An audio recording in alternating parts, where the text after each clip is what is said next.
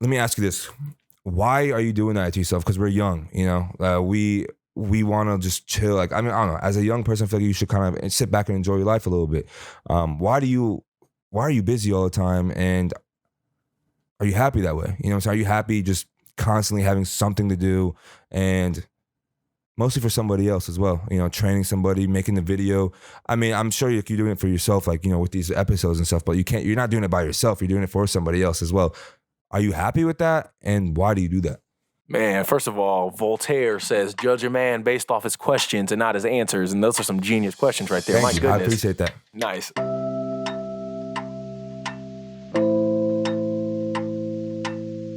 And like that type of like character trait to have, the self-awareness, situational awareness, all that leads me to have uncomfortable conversations with myself. And I mean, I'm talking like things I just don't want to do. Like I remember, bro, a couple years ago, I was so bad at money. Like I was bad at just like saving money and everything like that, to the point where I wouldn't even check my bank account because I was just like, I don't want to feel the way I would feel. Face the reality of my situation.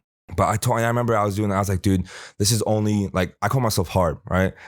And it's mostly when I'm driving, but it's like, Harb, you're only going to make it worse the longer you delay it, push it to the side. So I told myself, starting tomorrow, you will check your bank account every single morning. And the mornings, obviously I couldn't have basic training or AIT, but when I'm on the civilian side, every morning, man, checking my bank account, checking my last statement, making sure that no, I'm not doing no fraud. No, I'm not spending my money on I cut down all my bills. I read a book, Dave Ramsey's book about like the Total Money Makeover, and I've saved more money than I ever saved in my life, and I'm financially secure. You know what I'm saying? But you had to take that initiative, and that's the first step, is recognizing what you said. You had uncomfortable conversations with yourself. And that goes a long way. It goes a long way. Taking full accountability for your lot in life, even if you were dealt the shittiest hands known to man. Me and Jesse talked about Francis Ngannou, the heavyweight champ of the UFC. This dude started off his entire life with the worst deck of cards. Granted, he had genetic predispositions that kind of gave him good-ass cards, but his circumstances were such shitty cards dealt that he was mining sand as like a 10-year-old. You know what I'm saying? Yeah. And he decided when he was in high school that he could do something better with his life. And he took the risk, quite literally risked his life to move or to illegally immigrate to France, and found a way to make his life better to where now he's the heavyweight champ of the world. Yeah. He couldn't have done that unless he addressed himself. He addressed and had those hard conversations with himself like, am I ready and willing to die in order to get out of this situation? Am I willing and ready to acknowledge the shitty character traits that are in my being, that are in my essence, that may cause me to die along the way? Yeah. One quote that I heard so many cool quotes just throughout the military, right? But one thing that stuck with me a lot, two things actually. One was, you don't get what you want, you get what you deserve, right? So if you're trying to do something like rush something, really like just rush it, and it just turns out to shit, you deserve it. You know what I'm saying? Like, you technically got what you want, but it's not what you expected. You deserve the anticlimactic feeling that it caused you. Right. And another one is when the preparation, like there's two tracks, right? The green shit right there, luck equals opportunity plus preparation? Essentially, nah, it's kind of like that, yeah. It's like when a track of preparation meets a track of opportunity, then you will be successful. Dog, that literally is a Seneca quote. The Seneca quote is, luck is just when opportunity meets preparation. Yeah, exactly. That's all it is. Yeah. And what's funny is new quotes nowadays are rehashed anecdotes of wisdoms from days past. Oh, yeah. Seneca said luck equals opportunity plus preparation. And the other thing you said was what? Talking about wanting... Like you don't get what you want, you get what you deserve. Exactly. Let's play off of that. In the last video, we talked about John Wooden's definition of success isn't that of Merriam-Webster's definition of success. And Merriam-Webster's definition of success is the material possession and accumulation of power and prestige and all this other stuff. John Wooden defines success as peace of mind attained through self-satisfaction and knowing you made the effort to do the best of which you're capable. I align more with that definition. Peace of mind attained only through self-satisfaction and knowing you made the effort to do the best in which you're capable. That leads to the logical deduction in knowing even if you lose in a match, even if you lose in life, as long as you did your all and actually prepared to the best of your abilities when that opportunity comes, even if you lose, you still had good luck by proxy of the wisdom gained from that loss. That makes sense? Yeah. And again, it's about getting what you deserve, not what you want. And the quote I say all the time, boys do what they want to do, men do what they have to do. And as men, we have to survive and do what we have to do by having those hard conversations with ourselves in order to be better, not sit in complacency because we want to be comfortable. Yeah. And I hate seeing like people just living the same life they lived like 3 years ago.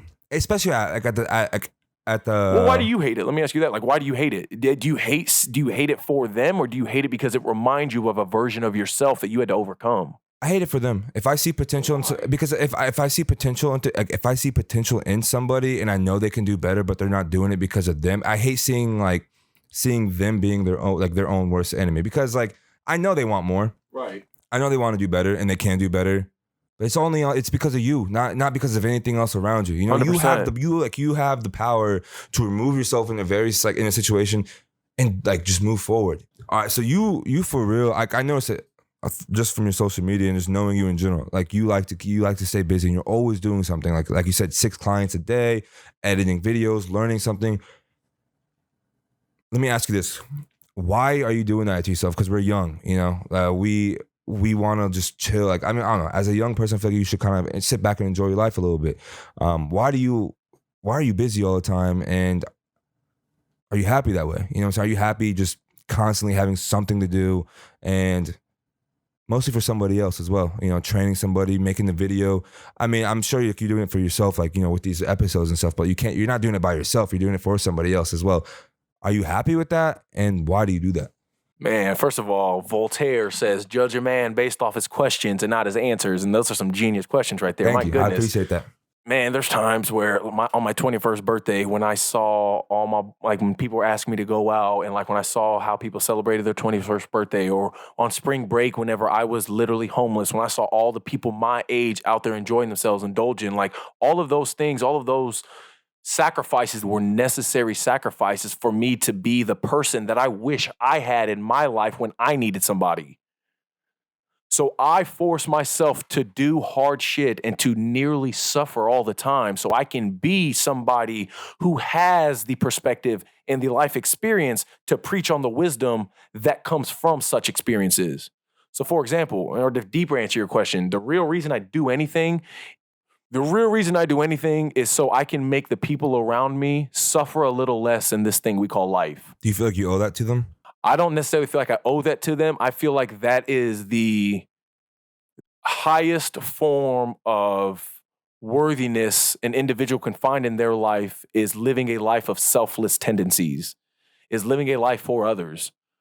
So the real reason I have sleepless nights, the real reason I will grind all day and nonstop work and not have spring break or even know what it is to celebrate your 21st birthday and do all those things, like legit, the whole point of why you grind and why you work and why you doing all this stuff, why aren't you chilling, is our ancestors weren't able to do that. Dude, we're living like kings. You live like a king every day. I live like a king every day with this stuff. Like the way kings were living 200, 300 years ago is how the general average low-income person is living. Absolutely. And to secondarily answer your question on am I happy, I think that happiness isn't some sustainable thing. It's not some baseline of being. I think happiness is something that is allowed into your life if you're in a position in your life that allows that happiness to facilitate itself. So I feel like because I give to others, because I'm doing something that is fulfilling in the sense that I earn my sleep every night and I'm putting in that work, I find that happiness comes to my life a little bit easier because I'm constantly finding worth and meaning in my life by having purposeful actions every day. So when you constantly find that, find like the purpose and the meaning, is that by you? Because this is what I do. I usually try to take a step back and just cherish the moment around me and see how it feels, like see how I'm like viewing it and how I feel. Mindfulness, right. Exactly. Is that what you do? Yeah, it's definitely a level of mindfulness. There's the mindfulness, the stepping back that you're talking about, again, only comes from when you maintain a level of self-awareness that can really only be achieved through doing hard shit and living certain life experiences. It's how often are you forcibly putting yourself in those hard situations? How often are you asking yourself those hard questions, which can then reveal that greater wisdom the greater strength and those tools that can allow you to make your day more optimal, no matter the circumstances, good, bad, or indifferent. Okay. So yeah, I think to answer your question, I'm always working on putting in that work because I have the opportunity, because I'm blessed, because legit, I look at it as I have the opportunity to wake up every day and to help people and to do something. A lot of people don't. Yeah. Especially a lot of people who don't live in a free Western world that presents that opportunity and that freedom every single second of every single day. Let me ask you this. I have another question. Okay, nice. Do you expect anything in return from you helping other people? No. Why is that? Like, do you expect to feel happy from helping somebody? I don't expect nothing in life. You don't expect shit. There's an old Vedic scripture that I don't know if it was Vishnu talking or who it was, but there's an old Vedic scripture that says you're entitled to the labor, not necessarily the fruits of your labor, which means, and it kind of plays off of what you said, it's not about what you want, you get what you deserve. And that's the thing, is like you get what you deserve. And if you deserve everything and you get it, it's like you deserve that. My thing is, though, you shouldn't want that of which you deserve. You shouldn't expect that of which you deserve. And that's what this Hindu proverb states is you're entitled to the work. You're not entitled to the fruits of the work. Yeah. So if you're entitled to the work and not the fruits of the work, it means you don't expect to reap anything. You're just about the grind. And if you get what you deserve, you're quite literally just content and cool with whatever it is you do get from the grind because you weren't expecting anything in the first place. Absolutely. I get that. So yeah, I don't expect anything. My bad, go ahead. I was going to ask, do you learn a lot from the students? So all I expect, let's say, is what I know I'm going to get, which is, let's say you have 2 + 2 = question mark. I mean, you can say you expect 4 is the answer, but you know 4 is the answer.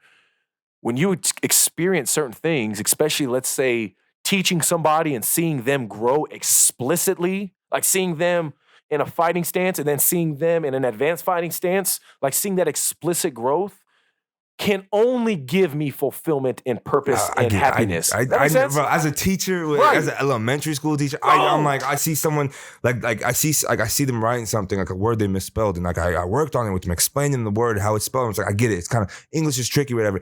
And they're just like writing that word, and I'm like sweating and stuff over them, and I see them write it correctly. I'm like, let's go! Like I won the finals right there, and it's just seeing them grow is why, you know what I'm saying? Like that means more to me, and I hate like sometimes it sounds selfish, but like that means more to me than like helping them is just seeing somebody grow. It means more to me. I tell all my clients this.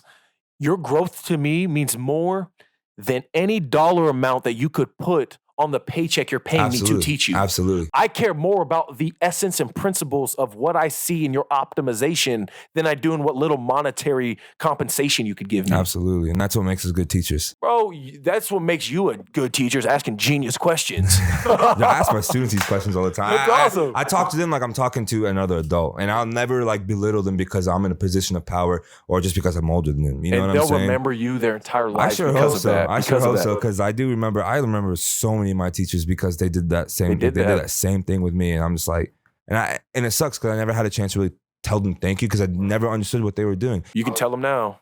Thank you. To all the teachers out there that helped me think more critically and just kind of like, mature a little bit, I really do appreciate the time and effort because I was an ornery motherfucker. We love you. Yeah, seriously. For real.